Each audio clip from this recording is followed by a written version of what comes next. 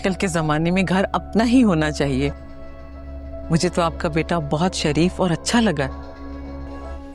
आजकल ऐसे लड़के कहाँ मिलते हैं। माशाल्लाह, आपकी बेटी भी बहुत प्यारी है। ये घर के सारे कामों के साथ साथ अपना बिजनेस भी कर रही है। मैंने अपनी बेटी की बहुत अच्छी तरबियत की है। ये तो अच्छी बात है। आप किस चीज का बिजनेस करती हैं? जी मैं ऑनलाइन कपड़ों का बिजनेस करती हूँ।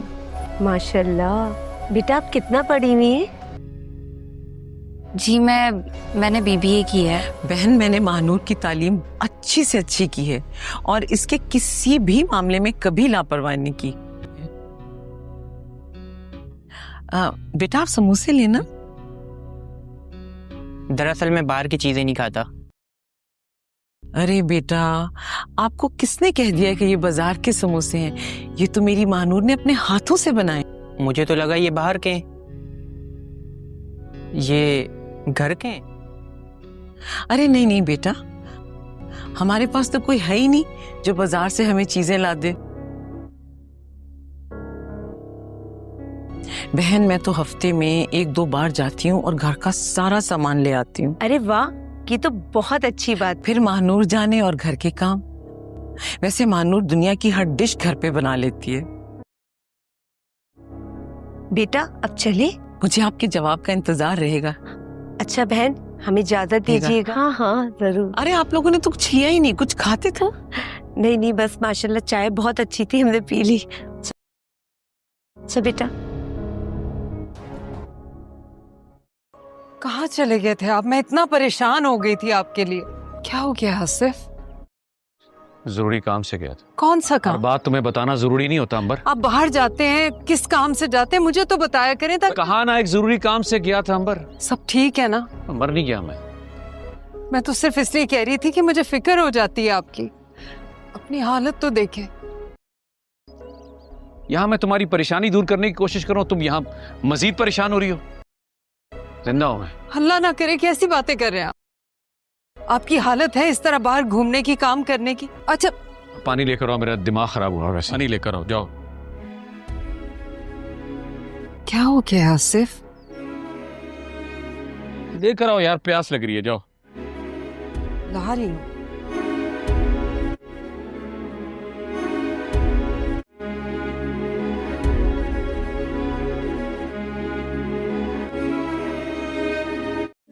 आप बस खूब दिल लगा के अपना काम करें और तरक्की हासिल करें। हाँ यार, बस दुआ करो कि ऑफिस के लोग भी अच्छे हों। बस कल से मेरी जॉब शुरू हो जाएगी, तुम्हें मेरे बेटे का बहुत ख्याल रखना है। अरे इसके लिए तो मेरी जान भी हासिल है, क्योंकि ऑफिस पॉलिटिक्स में उलझ कर ना बहुत से लोग आगे तरक्की नहीं कर पाते। और आपका क्या लेना देना इस ऑफिस के पॉलिटिक्स से? आप इतनी मासूम है, अल्लाह ना करे कि आपकी तरह कोई मासूम हो। क्या? अब ऐसी बात भी नहीं है। ऐसी ही बात है, वरना आपको पता होता।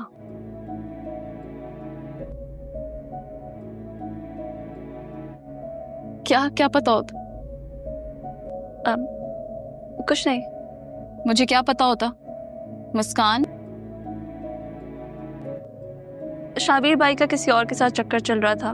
आपको बहुत देर से पता चला, तब तक बात बहुत आगे बढ़ चुकी थी। वो मेरा नसीब था। वो आपका नसीब नहीं था, वो आपकी मासूमियत थी, वरना आप कभी शाबीर पे इतना भरोसा नहीं करती। जो भी है, मेरे दिल में तो उसकी कोई इज्जत नहीं। तुम्हारे दिल में क्या है क्या नहीं ये मैं नहीं जानती, लेकिन हकीकत यह है कि वो अब भी मेरा शौहर है। शावीर भाई अचानक से शावीर कैसे हो गए तुम्हारे लिए? शावीर ने इतना कुछ किया है आपके साथ, लेकिन आप फिर भी उसकी साइड ले रही। अब जब शामिर से किसी बात पर बहस होगी तो शामिर बहुत खुश होगा कि आर्यन के साथ जो कुछ भी हुआ वो बिल्कुल ठीक हुआ। शामिर के हिस्से में से ही पैसे कटवाए गए, उल्टा वो उसकी जगह परेशान होने के बजाय खुश हो रहा है। वहाँ जब आसिफ साहब बलमी से कहेंगे कि वो घर का बल अदा कर दे, तो फिबिहा भी उसी बात पर लड़ना झगड़ना शुरू कर देगी। साविया के दादा दादी को उससे बेअंतहा मोहब्बत थी, वो इसे अपनी आंखों का तारा समझते थे, लेकिन अफसोस कि साविया ने कभी उनकी कदर नहीं की। उसके लिए अपनी ज़ात का खर्चा उठाना भी मुश्किल था। दूसरों के लिए क्या करती। अब जब हालात ने पलटा खाया है तो सब कह रहे हैं जैसे करनी वैसी भरनी। आर्यन जो कभी गुरूर व तकब्बुर में सर उठाकर चलता था, आज अपने ही फैसलों के बोझ तले दबा हुआ है। न उसके पास कोई रोजगार है, न पैसा, न इज्जत। वो एक बार फिर अपने बाप के रहम करम पर जा गिरा है। जैसे जिंदगी ने उसे सबको सिखाने के लिए सारी आसानियां छीन ली हों। इधर शामिर, जिसके साथ आर्यन ने हमेशा सख्त रवैया अख्तियार किया, आज अंदर ही अंदर खुश है। उसे लगता है कि कुदरत ने इंसाफ कर दिया है। आर्यन के हिस्से से पैसे कटवाने के बाद भी वो सुकून से बैठा नहीं, बल्कि अब उल्टा उसकी मुसीबत पर खुश हो रहा है।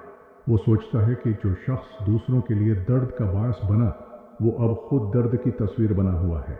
दूसरी तरफ जब आसफ साहिब बलमी से कहेंगे कि वो घर का बल अदा कर दे, तो घर में एक नई कशीदगी पैदा होगी। फबीहा, जो पहले ही हर छोटी बात पर भड़क जाती है, इस बार भी गुस्से में आ जाएगी। वो शोर शराबा करेगी और जाम तराशी करेगी कि सब कुछ उसके सिर क्यों डाला जा रहा है। माहौल में तनाव बढ़ जाएगा और हर कोई दूसरे पर उंगलियां उठाने लगेगा। यूं लगेगा जैसे उस घर के अंदर मोहब्बत की जगह नफरत ने ले ली हो, समझौते की जगह सद ने और सुकून की जगह बेचैनी ने। हर शख्स अपनी जिद पर कायम है और किसी को यह एहसास नहीं कि उस जिद की आग में पूरा घर जलता जा रहा है। घर का माहौल दिन बह दिन बिगड़ता जा रहा था। साविया के दादा दादी, जो कभी हर किसी के लिए ढाल बने हुए थे, अब खुद को बेबस महसूस करने लगे। उन्हें अपनी पुत्री की पूर्वाश पर अफसोस होने लगा कि जिस बच्ची को उन्होंने नाज व नैम से पाला, आज वही उनकी बात सुनने को तैयार नहीं। साविया के रवैये में वो नरमी बाकी नहीं रही थी जो कभी उसकी पहचान थी। वो अब जद्दी, खुदगर्ज और खुद पसंद हो गई थी। उसके दिल में न बड़ों का लिहाज रहा और न रिश्तों की कदर। इधर आर्यन की हालत काबिल तर्स हो चुकी थी। वो जो कभी अपने दोस्तों के दरमियान फख्र से बात करता था, अब चेहरा छिपाता फिर रहा था। उसके पास न रोजगार बचा, न इज्जत, न दोस्त। लोगों ने मुन्ना मोड़ लिया था। वह अपने बाप के सामने खामोश बैठता, कुछ कहने की हिम्मत भी न रखता। अंदर ही अंदर वो अपने किए पर शर्मिंदा था, मगर अब सब कुछ हाथ से निकल चुका था। उसका गुरूर जमीन बोस हो गया था और कसमत ने उसे वहां ला खड़ा किया जहां से वापसी मुमकिन न लगती थी। शामिर के दिल में अगरच्चा कभी भाई के लिए हमदर्दी थी, मगर अब वो भी सर्द हो गई थी। उसने आर्यन को हमेशा अपने मुकाबिल समझा, मगर आज उसे यकीन हो गया कि कुदरत सबका हिसाब बराबर करती है। आर्यन की बर्बादी देखकर वो सुकून महसूस करता था, जैसे बरसों का बोझ उतर गया हो, लेकिन उसके अंदर एक खालीपन भी था जो किसी हद तक दिखाए न देने वाली हमदर्दी की झलक थी। दिन गुजरते गए, मगर हालात संभलने के बजाय मजीद बिगड़ने लगे। साविया के दिल में अपने बड़ों के लिए जो एहतराम कभी एक मिसाल था, वो अब खत्म होता जा रहा था। वो अपने दादा दादी से बहस करने लगी, इनकी नसीहतों को बोझ समझने लगी। वो कहती थी कि जिंदगी उसकी अपनी है, वो अपनी मर्जी से जिएगी, लेकिन हकीकत ये थी कि उसकी जिंदगी उसके काबू से बाहर होती जा रही थी। इखराजात बढ़ते गए, दोस्त अहबाब भी दूर होने लगे और वो खुद को तन्हाई में घरा महसूस करने लगी। इधर आर्यन की हालत दिन बदन अबतर हो रही थी। कभी वो अपने बाप के सहारे के बगैर एक दिन का तस्वुर नहीं करता था और आज वो इसी बाप के सामने हाथ फैलाने पर मजबूर था। उसके दोस्त जिनके साथ वो शामें गुजारता था, अब इसका फोन तक नहीं उठाते थे। उसकी आंखों में मायूसी और शर्मिंदगी की झलक नुमाया थी। उसने कई बार कोशिश की कि खुद को संभाले, मगर किस्मत ने जैसे उसकी हर कोशिश को नाकाम कर दिया। वो अपने आप से सवाल करता कि आखिर कहाँ गलती हुई, लेकिन जवाब सिर्फ खामोशी थी। शामिर अब घर के मामलात में ज्यादा दखल देने लगा था। उसे लगता था कि अब उसे अपनी हैसियत साबित करनी है। वो आर्यन की हर बात पर तंज करता, उसे ताने देता कि जो शख्स अपने फैसलों का बोझ नहीं उठा सकता, वो दूसरों के लिए क्या करेगा। उसकी बातें कभी कभी दिल दिखाने वाली होती, मगर आर्यन के पास जवाब देने की सकत नहीं थी। शामिर के दिल में एक छिपी हुई खुशी थी कि आखिरकार उसे भी अपना मकाम मिल गया है। फबीहा का मिजाज तो वैसे भी तेज था, मगर अब वो जरा सी बात पर भड़क उठती।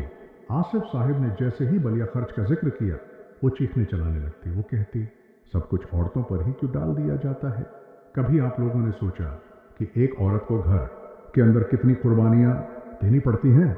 उसके अल्फाज कड़वाहट से भरे होते और बलमी भी अक्सर खामोशी अख्तियार कर लेती।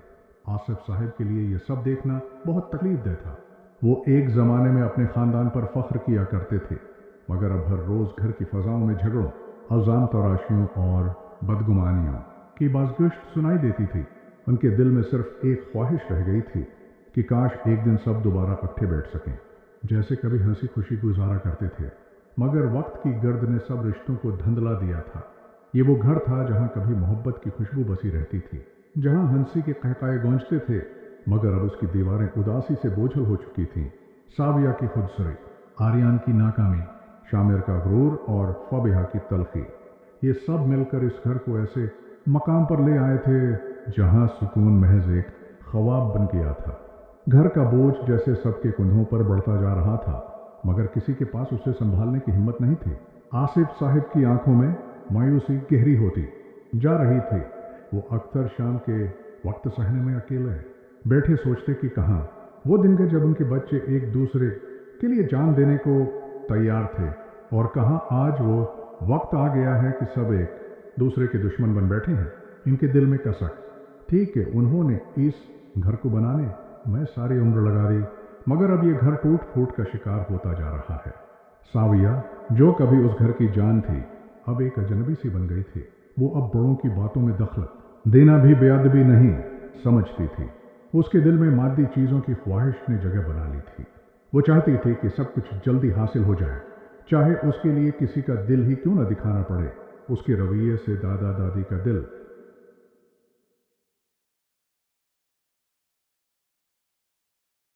आर्यन की हालत भी रोज रोज बिगड़ती जा रही थी। उसका चेहरा मरझाया हुआ, आंखों के नीचे स्याह, हल्के और बातों में एक थकन महसूस होने लगी थी। उसने खुद को कमरे में बंद कर लिया था। वो किसी से ज्यादा बात नहीं करता था, बस कभी कभार छत की तरफ देखकर सोचता कि वो जिंदगी जो कभी उसके काबू में थी आज बिल्कुल हाथ से निकल गई है। वो अपने माजी के फैसलों पर पछताता, मगर वक्त गुजर चुका था। जो गुरूर उसने बरसों से पाल रखा था वो अब उसके लिए बोझ बन गया था। शामिर को उसकी ये हालत देखकर कभी कभी तरस भी आता, मगर फिर वो खुद को रोक लेता। वो कहता जैसे बोया वैसा काटा, मगर उसके दिल के किसी कोने में एक दर्द था जो वो जाहिर नहीं करता था। उसे याद आता कि कभी वो दोनों एक ही प्लेट में खाना खाते, एक दूसरे के लिए लड़ते थे। अब वही रिश्ता नफरत की दीवारों के पीछे दफन हो चुका था। दूसरी तरफ फबीहा की चीख पुकार अब रोज का मामूल बन चुकी थी। आसिफ साहिब के एक इशारे पर ही वो तूफान बर्पा कर देती। बलमी उसे चुप कराने की कोशिश करती, मगर हर कोशिश बेसुध साबित होती। फबीहा को लगता कि सब उसके खिलाफ हैं, कोई उसकी कुर्बानी नहीं समझता। वो कहती है मैं ही क्यों हर बार कुर्बानी दूं, सब अपनी जिम्मेदारियों से भाग जाते हैं और इल्जाम औरत पर आ जाता है। उसके अल्फाज दिल को चीर देते, मगर इनमें दर्द और थिकन दोनों शामिल थे। घर की दीवारों पर जैसे खामोशी और उदासी की तह जम गई थी। कभी हंसी की आवाजें सुनाई देती थीं, अब सिर्फ लड़ाइयों की गूंज बाकी रह गई थी। दादा दादी के दिल में हसरत थी कि काश सब एक दूसरे को समझ पाते, काश कोई एक बार दिल से मुआफ कर दो कह देता। मगर अब हर दिल में जिद, हर जबान पर शिकायत और हर आंख में थिकन थी। मोहब्बत अब सिर्फ एक पुरानी याद बन चुकी थी जो कभी उस घर की बुनियाद थी, और अब सिर्फ उसकी राख बाकी थी। अब उस घर का सुकून जैसे हमेशा के लिए रुखसत हो चुका था। सुबह का आगाज झगड़ों से होता और रात का इख्तिताम खामोश रंजिशों पर। कोई किसी से बात करने को तैयार नहीं था। एक वक्त था जब खाने की मेज पर सब एक साथ बैठते थे। दादा दादी दुआएं देते, बच्चे हंसी मजाक करते और घर में जिंदगी की खुशबू घली होती थी। मगर अब वही मेज सुनसान रहती। हर शख्स अपने कमरे में कैद, अपनी अपनी सोचों में उलझा हुआ था। साविया के दिल में अब नरमी बाकी न रही। वो अपने फायदे के लिए बात करती और दूसरों की तकलीफ को मामूली समझती। दादा दादी जब कभी उसे समझाने की कोशिश करते तो वो तेज लहजे में जवाब दे। इनकी आंखों में आंसू आ जाते, मगर वो कुछ ना कहते, बस दिल ही दिल में दुआ करते कि अल्लाह उसे सीधी राह दिखाए। उनके चेहरों पर वो थिकन साफ दिखाई देती थी जो बरसों के दुखों से आती है। आर्यन की जिंदगी भी अब बोझ बन चुकी थी। दिन रात वो अपने मासी को याद करता जब वो खुद को सबसे ताकतवर समझता था, मगर आज वही शख्स अपनी बेबसी के साए में दब गया था। वो किसी से मदद मांगना अपनी तौहीन समझता था। मगर हालात ने उसे मजबूर कर दिया था। अब वो हर बात पर खामोश रहता, यहाँ तक कि उसकी आवाज़ भी कम सुनाई देने लगी। अंदर ही अंदर वो टूट चुका था, मगर किसी के सामने उसने कमजोरी नहीं दिखाई। शामिर, जो कभी भाई के साए में दब कर रहता था, अब खुद को गालिब समझने लगा था। उसके रवैये में गुरूर आ गया था। वो आर्यान की नाकामी को अपनी कामयाबी समझ बैठा, मगर जब कभी वो अकेला होता तो उसे एहसास होता कि शायद इस खुशी में भी कोई कमी है। दिल के अंदर एक खला था। वक्त गुजरने के साथ साथ इस घर की फजा में बोझ और घटन बढ़ती जा रही थी।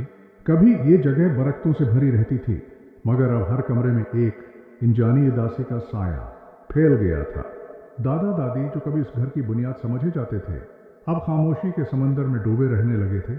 इनके चेहरों पर मायूसी और आंखों में एक बेबसी का अक्स था। वो सोचते कि उन्होंने अपनी औलाद के लिए जो ख्वाब देखे थे वो अब मिट्टी में दफन हो गए हैं। कभी साविया उनकी आंखों की रोशनी थी, मगर अब वही बच्ची उनके लिए अजनबी बन चुकी थी। साविया के अंदर जद और अना ने एक तूफानों बरपा कर रखा था। वो अपने फैसलों को दुरुस्त समझती और दूसरों की बात को बेमानी ख्याल करती। उसे लगता था कि दुनिया उसके खिलाफ है, हालांकि दरअसल वो खुद अपने रवैये की कैदी बन चुकी थी। जब कभी कोई उसे नरमी से समझाने की कोशिश करता, वो बात को तंज में बदल देती। अब उसकी आवाज़ में नरमी नहीं, बल्कि गुस्से की तेजी थी। वो चाहती थी कि सब उसकी मर्जी के मुताबिक चले, लेकिन उसे ये एहसास नहीं था कि रिश्तों की खूबसूरती समझौते और बर्दाश्त में होती है, हुक्म चलाने में नहीं। आर्यान की हालत दिन बदन खराब होती जा रही थी।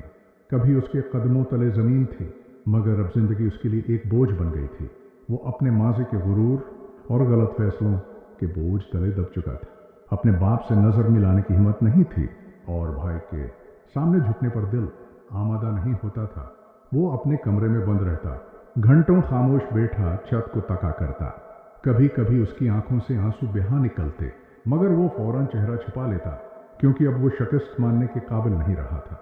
शामिर अब आर्यान के जवाल को अपनी फतह समझने लगा था। उसके चेहरे पर वो सुकून नजर आता जो कभी हसद से छन गया था, मगर उसके दिल में एक इंजानी खलिश थी। कभी कभी उसे लगता कि शायद वो भी उस बदगुमानी और दौरी का हिस्सा है जो इस घर को खोखला कर रही है, लेकिन वो अपने एहसासात को डुबा देता। उसे लगता कि कमजोरी दिखाना उसे आर्यान की तरह बना देगा, और वो ऐसा नहीं चाहता था। फबीहा अब इस घर की सबसे ज्यादा थकी हुई रूह बन चुकी थी। वो रोज के झगड़ों, अल्जाम तराशियों और बहसों से अकता गई थी। उसे लगता था कि वो जितनी कुर्बानियां देती है इतनी कोई नहीं देता, मगर फिर भी उसकी कदर नहीं। आसिफ साहब जब भी खर्च अबल का जिक्र करते वो भड़क उठती। उसके अल्फाज में अब मोहब्बत नहीं रही, सिर्फ शिकायत थी। वो कहती, मैंने उस घर के लिए सब कुछ छोड़ा, मगर यहाँ किसी को परवाह नहीं कि मेरा दिल कब टूटता है और कब जड़ता है। आसिफ साहिब के लिए यह सब मंजर एक इज्जत बन गया था। वो अक्सर रातों को जागते रहते, सोचते कि कहाँ गलती हो गई।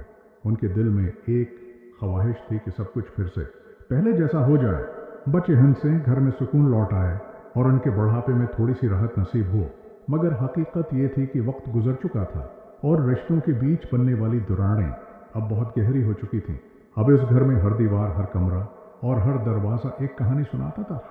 एक ऐसी कहानी जिसमें मोहब्बत मिट चुकी थी, एतमाद बिखर गया था और हर दिल में एक न कहीं तलखी दफन थी।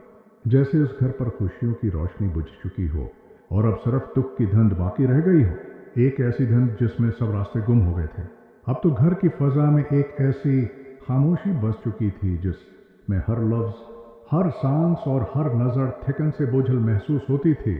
सुबह के वक्त जब सूरज की किरणें खिड़कियों से अंदर, अब इस घर की फजा में जैसे हुआ भी बोझल हो गई थी। हर दर व दीवार पर मायूसी की तह जम चुकी थी। वो आंगन जहां कभी शाम को बच्चों की हंसी गूंजती थी, अब वीरान दिखाई देता था। दादा दादी अक्सर इसी आंगन में बैठकर पुराने दिनों को याद करते, मगर अब उनकी बातों में खुशी के बजाय दुख की झलक होती। वो कहते, हमने उस घर को कितनी मोहब्बत से बनाया था, मगर अब यहाँ मोहब्बत का नाम वो निशान नहीं रहा। इनकी आवाज़ में एक ऐसी टूट फूट थी जो दिल को चीर देती थी। साविया अब एक अलग ही दुनिया में खो गई थी। वो अपने ख्यालात और ख्वाहिशात के जाल में ऐसी अलझी कि रिश्तों की अहमियत भूल गए। उसे लगता था कि मोहब्बत और खुलूस कमज़ोर लोगों के जज्बात हैं, असल ताकत दौलत और हैसियत में है। वो दादा दादी की बातों पर तंज करती, कहती कि अब ये पुराने ज़माने की बातें हैं, आज के दौर में मोहब्बत नहीं अक्ल चलती है। लेकिन उसे अंदाज़ा नहीं था कि इसी अक्ल ने उसे रिश्तों से खाली कर दिया है। अब उसके उर्द-गिर्द लोग थे, मगर दिल से कोई उसका नहीं था। आर्यन की जिंदगी एक ऐसी दास्तान बन चुकी थी जिसमें सिर्फ शख्स, एहसास जुर्म और खामोशी थी।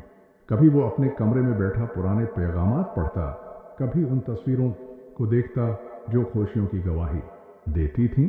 वो सोचता, काश मैं थोड़ा सब्र कर लेता, काश मैं गुरूर के बजाय सच्चाई का साथ देता। मगर अब उसके पास सिर्फ काश रह गया था। उसकी आंखों के गर्द थिकन के हाले बढ़ते जा रहे थे और दिल पर ऐसा बोझ था जो किसी को दिखाई नहीं देता था। शामिर की बातों में अब एक अजीब तलखी और बढ़तरी का मिला जला रंग था। वो खुद को मजबूत जाहिर करने की कोशिश करता, मगर अंदर से वो भी खाली हो चुका था। जब कभी वह आर्यन को खामोश देखता तो उसे लगता कि उसकी खुशी अधूरी है।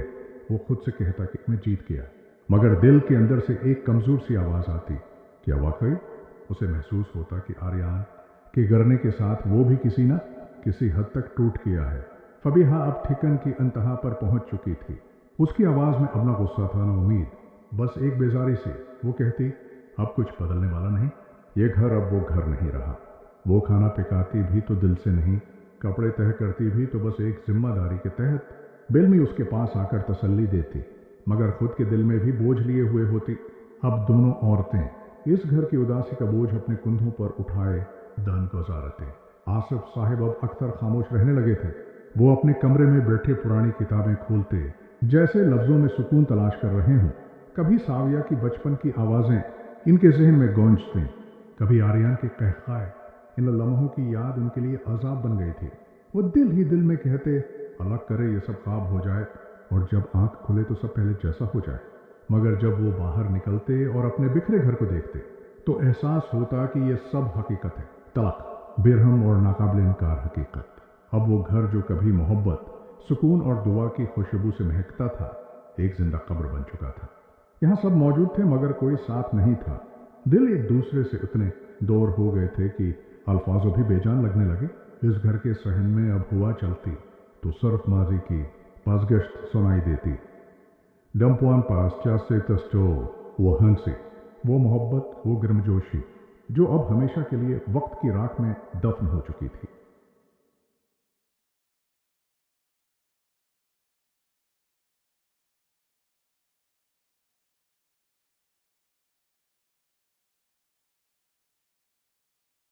अब तो इस घर की कहानी एक अलमनाक अफसाना बन चुकी थी। हर रोज एक नया दिन तुलवा होता, मगर रोशनी के बजाय अंधेरा बढ़ता महसूस होता। वो मकान जो कभी खुशियों का मरकज था, अब गमों का मुस्कन बन चुका था। हर चेहरे पर उदासी की लकीर थी, हर दिल में एक न कही थकन। दादा दादी अब बहुत कम बोलते थे। उनके लहजे की मिठास जो कभी घर की रौनक थी, अब एक मध्यम सी सरगोशी में बदल गई थी। वो अक्सर शाम के वक्त आसमान की तरफ देखकर दुआएं मांगते कि काश अल्लाह इस घर में फिर से मोहब्बत उतार दे। मगर इन दुआओं की गूंज भी जैसे दीवारों में खो जाती थी। साविया अब अपनी जद के दायरे में कैद थी। वो मानना नहीं चाहती थी कि उसकी बातों, उसके रवैये और उसके गुरूर ने सब कुछ बर्बाद कर दिया है। वो समझती थी कि दुनिया उसे गलत समझ रही है, हालांकि वो खुद अपने फैसलों की कैदी बन चुकी थी। अब उसके चेहरे पर एक मसनूई मुस्कुराहट रहती थी, मगर आंखों के पीछे खालीपन साफ झलकता था। वो बाजारों, महफिलों और नुमाइशों में तो चमकने की कोशिश करती, मगर घर आकर आईने में खुद को देखती तो एक सवाल हमेशा सामने खड़ा होता, क्या मैं वाकई खुश हूँ? और हर बार जवाब खामोशी होता। आर्यन अब मुकम्मल तौर पर टूट चुका था। उसकी आंखों में उम्मीद का दिया बुझ चुका था। वो जो कभी मजबूत इरादों वाला था, अब एक बेजान इंसान बन गया था। वो दिन रात गहरी सोचों में गुम रहता, कभी खामोशी से बैठा रहता तो कभी कागज पर बेमानी लकीरें खींचता। उसके बाप आसिफ साहब उसे देखते तो दिल में दर्द उठता, मगर अब वो भी समझ गए थे कि जिंदगी ने आर्यन को वो सबक सिखा दिया है जो किसी नसीहत से नहीं सिखाया जा सकता था। उसका गुरूर, इसका एतमाद सब खत्म हो चुका था और उसकी जगह एक खाली बेबसी भरी आंखों ने ले ली थी। शामिर के अंदर अब एक अजीब सा तजाद पैदा हो गया था। वो बज़ाहिर मुतमईन दिखाई देता था, मगर दिल के किसी कोने में पछतावा छिपा हुआ था। कभी जब वो आर्यन को खामोश बैठा देखता तो उसे एहसास होता कि शायद उसने भी अपनी अना में बहुत कुछ खो दिया है। वो अक्सर रात के वक्त छत पर जाकर चुपचाप आसमान देखता रहता, जैसे किसी खोई हुई चीज को तलाश कर रहा हो। वो जानता था कि जिस भाई के साथ कभी खेलता, लौटता और जिंदगी बांटता था, वो अब दिल से हमेशा के लिए दूर हो चुका है। फबीहा की जिंदगी भी एक ना खत्म होने वाली जद्दोजहद में बदल चुकी थी। वो घर के सारे काम करती, हर जिम्मेदारी निभाती, मगर दिल से थक चुकी थी। उसके अल्फाज में अब शिकायत कम और दर्द ज्यादा आ गया था। वो कहती, मैंने इस घर के लिए खुद को कुर्बान किया, मगर इस घर ने कभी मेरा दर्द नहीं समझा। बिल्मी उसे दिलासा देती, मगर वो खुद भी जानती थी कि इन सब की थिकन अब दिलों तक उतर चुकी है। दोनों औरतों के दरमियान अब वो नरमी नहीं रही जो कभी एक दूसरे का सहारा थी। अब वो भी एक दूसरे से नजरें चराने लगी थी। आसिफ साहिब अपनी कुर्सी पर बैठे सब कुछ देखते, मगर कुछ कर नहीं पाते। उनके हाथों में अब लर्जिश आ गई थी, मगर दिल की तड़प अब भी जवान थी। वो सोचते, यही वो बच्चे हैं जिनके लिए मैंने रातों को जागा, मेहनत की, ख्वाब देखे। आज ये एक दूसरे से इतने दूर क्यों हो गए? मगर जवाब सिर्फ सुनाटा होता। वो रात को तस्बीह हाथ में लिए दुआएं मांगते, मगर सुबह वही झगड़े, वही तल्ख लहजे, वही उदासी उनके सामने होती। ये घर अब महज ईंटों और दीवारों का मजमुआ रह गया था। उसके कमरों में न सुकून था, न मोहब्बत। सरफ मादी की बाज़गिश्त थी। हर चीज जैसे चीख चीख कर कह रही थी कि ये वही। अब घर का माहौल एक ऐसे भरान में डूब चुका था जहां सुकून की कोई करण दिखाई नहीं देती थी। हर कमरा, हर दरवाजा और हर गोशा मायूसी और खामोश गुस्से से भरा हुआ था। आसिफ साहिब के चेहरे पर अब वो ताकत और वकार नहीं रहा जो पहले था। इनके कदम बोझल हो गए थे और दिल में एक गहरा दुख रह गया था कि जिस घर की बुनियाद उन्होंने मोहब्बत और कुर्बानी से रखी थी, वो अब तलखी और पदात्मदी की जंजीरों में जकड़ा हुआ था। वो अक्सर खुद से कहते, काश मैं वक्त पर अपने बच्चों को समझा पाता, मगर अब बहुत देर हो गई। साविया की जद और इना ने इस घर को जितना नुकसान पहुंचाया, वो अल्फाज में बयान करना मुश्किल था। वो हर बात में अपने मफाद को तरजीह देती और दूसरों की बात को बेवफात समझती। दादा दादी की नसीहतें उसके लिए बोझ बन चुकी थीं। कभी कभी वे अपनी कमजोरियों से खौफज़दा हो जाती, मगर गुरूर उसे हर बार दूसरों के सामने झुकने नहीं देता। उसकी चालें और रवैये घर के हर फर्द के दिल में तलखी पैदा कर चुके थे। बाजारों और महफिल में वो चमकती थी, मगर घर वापस आकर अपनी तुन्हाई का सामना करती। उसके अंदर एक खालीपन था, एक ऐसी तुन्हाई जो दौलत और दिखावा छिपा नहीं सकती थी। आर्यन की हालत अब मुकम्मल तौर पर शिकस्त खोर्दा थी। वो न सिर्फ माली मुश्किलात का शिकार था, बल्कि उसकी रोह भी दबा दी गई थी। उसके पास न अज़त बच्ची थी, न औतिमाद। कभी जो शख्स सबकी हंसी और खुशियों का मरकज था, अब एक उदास, खामोश और थका हुआ इंसान बन चुका था। वो अक्सर कमरे में बैठकर पुरानी यादों और तस्वीरों में खुद को खो देता और दिल ही दिल में सोचता कि काश मैं अपने गुरूर को काबू में रखता, मगर हर बार हकीकत के सामने वो बेबस महसूस करता। शामिर ने आर्यन की तुनजिली को अपनी फतह समझ लिया था, मगर दिल के किसी गोशे में एक छिपी हुई खालीपन भी मौजूद था। वो बाहर से मजबूत और मुतमईन लगता, मगर अंदर वो भी टूटा हुआ महसूस करता। कभी जब वो आर्यन की उदास आंखों को देखता तो खुद से पूछता, क्या वाकई में जीत गया हूं? और हर बार जवाब खामोशी होता। उसने आर्यन के जवाल में अपनी कामयाबी देखी, मगर हकीकत में वो दोनों एक ही दुख की कैफियत में मुब्तला थे। फबीहा की जिंदगी भी एक ना खत्म होने वाली जद्दोजहद में बदल चुकी थी। वो घर के सारे काम करके थक चुकी थी, मगर उसकी मेहनत और कुर्बानियां किसी ने महसूस न की। उसके हर लफ्ज में अब शिकायत और तलखी छा गई थी। वो कहती, मैंने सब कुछ दिया, मगर सबने मेरी थिकन और दर्द को नज़रअंदाज किया। बिल्मी उसे समझाने की कोशिश करती, मगर खुद भी थक चुकी थी। औरतों के दरमियान अब वो प्यार और रफाकत बाकी नहीं रही थी जो कभी उन्हें एक दूसरे के करीब लाती थी। घर अब महज दीवारों और छतों का मजमुआ रह गया था, जहां मोहब्बत और सुकून की जगह तलखी, बदआतमादी और मायूसी ने ले ली थी। हर आंख में बोझ, हर दिल में दर्द और हर जबान पर शिकायत थी। कभी हंसी की गूंज सुनने वाला ये घर अब सिर्फ मादी की बज़गिश्त और खामोश रंशों से भरा हुआ था। यूं लगता था कि ये घर जो कभी खुशियों की छांव था, अब सिर्फ एक जिंदा कब्र बन चुका है, जहां जिंदगी की रौनक बुझ चुकी और सिर्फ यादें और दुख बाकी रह गए हैं।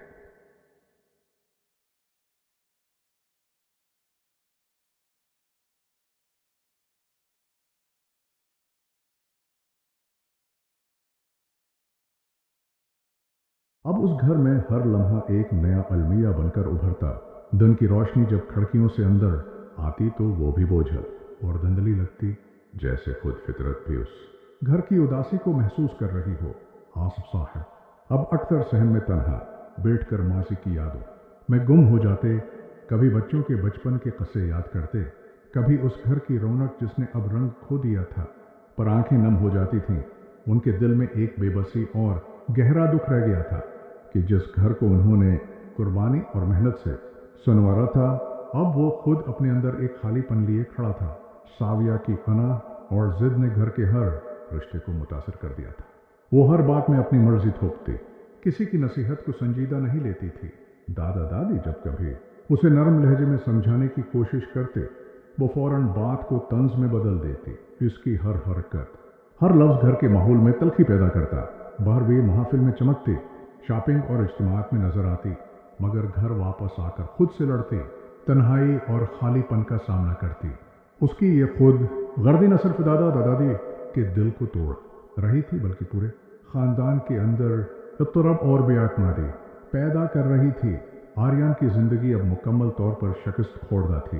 वो न सिर्फ माली तौर पर कमजोर हो गया था, बल्कि जज्बाती तौर पर भी एक जंजीर में जकड़ा हुआ महसूस कर रहा था।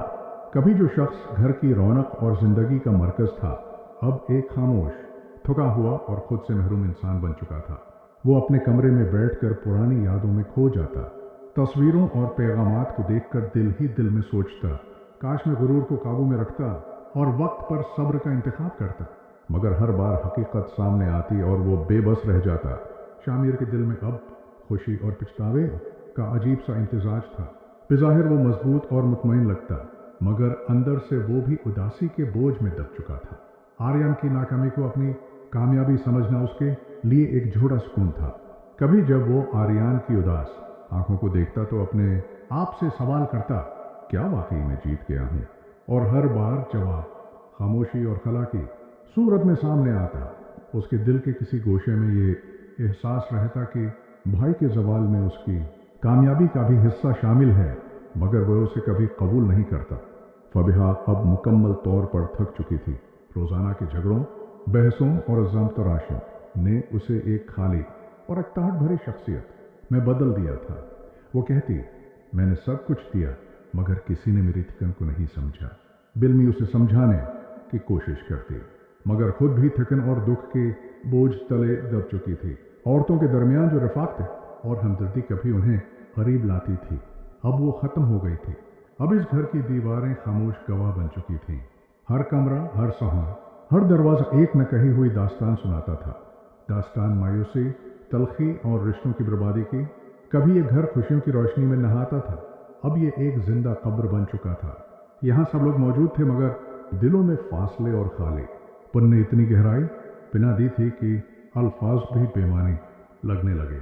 जिंदगी की रौनक, मोहब्बत की खुशबू और खुलूस की रोशनी सब गायब हो चुकी थी, और सिर्फ दक, खामोशी और तल्ख यादें बाकी रह गई थीं।